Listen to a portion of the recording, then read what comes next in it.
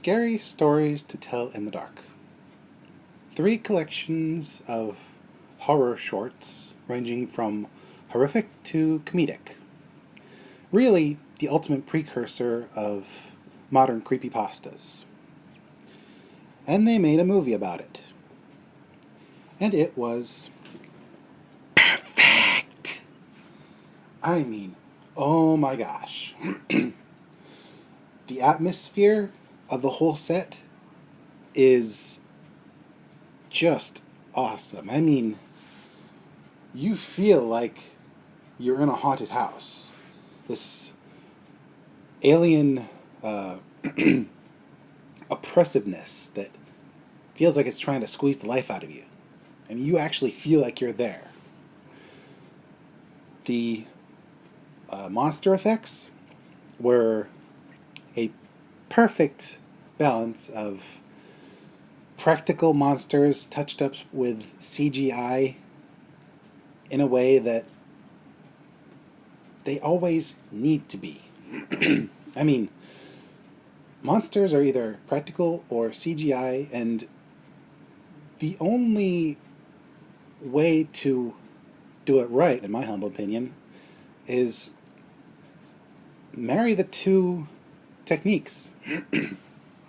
And not just mocap, but actual costumes, excuse me, with a little CG touch-up here and there. That's how to do it. And that's how producer Guillermo del Toro did it for this film, and it shows. The lead actress, so awesome. I mean, she is basically a modern Velma.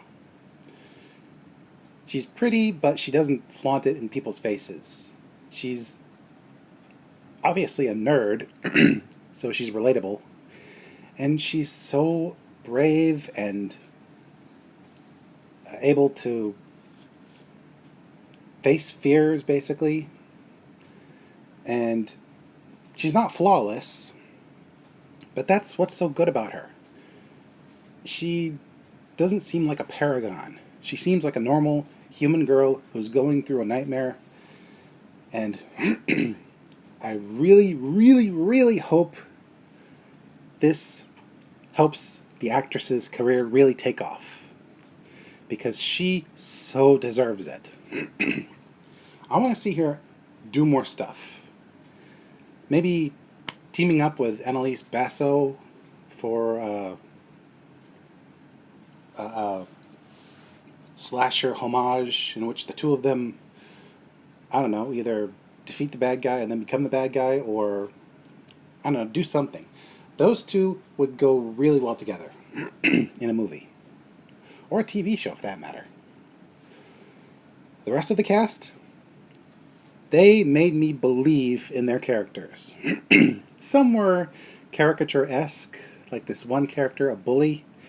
He was really over the top, but in a good way. I felt like he was a classic Stephen King villain. There's also a cop who is kind of a jerk, but he's not an obvious jerk. He's more subtle. And you can just tell by the look in his eye and the inflection of his voice that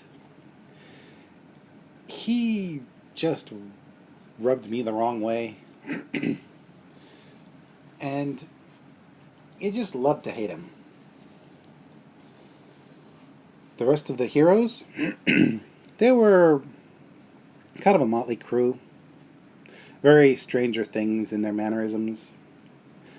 But honestly, they did an okay job. They supported the main actress, and they stood out on their own. And I can't speak ill of them. They were just really good. The main villain, sympathetic, but also unrepentant at times. But ultimately, that character's arc was pretty satisfying. The story itself, it flew by. I did not feel like I was there for almost 2 hours. You felt like it. How do I put this?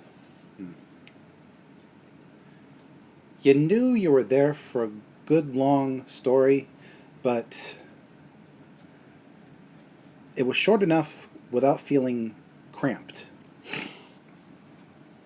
It was that good.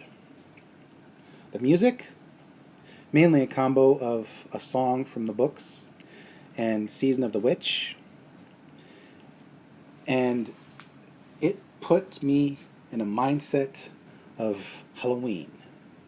I felt like I was watching this movie in October. I felt like I'd literally been time traveled to October. Speaking of time travel, the whole film is set in the late 60s, and you really knew you were in the 60s, but it didn't cram it down your throat. You know, they weren't wearing all these icons of the 60s on their clothes. And overall, it felt like a classic Hammer ghost story, especially the payoff at the end. I can't stop gushing about scary stories to tell in the dark. This is a must-have for fans who want atmospheric, spooky, slightly action-oriented horror. I am so ready for Halloween. This movie has put me in a perfect mindset. This is just such a good, scary movie. A good ghost story overall.